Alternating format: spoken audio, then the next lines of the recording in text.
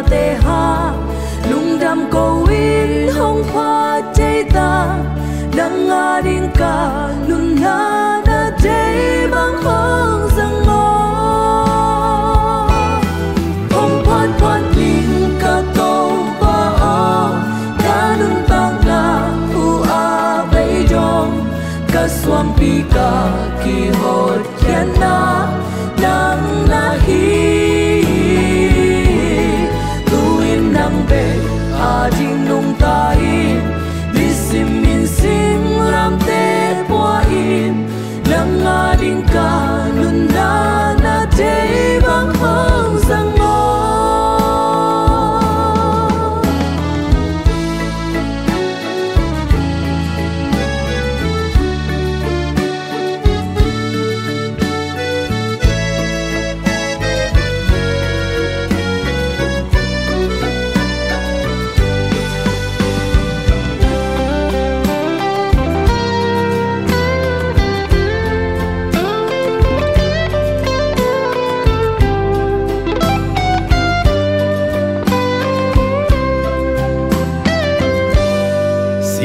san sa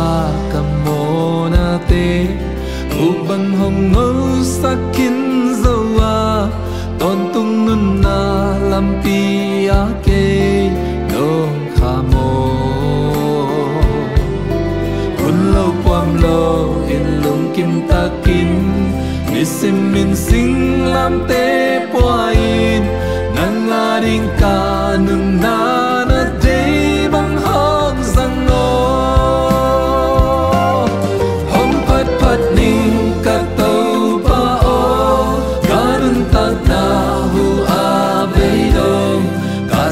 Pika ki hot kyan na nang nahi tuin nang be aring nung tain nisim min sing lam te poin nang aring kanun na na day bang hong zang o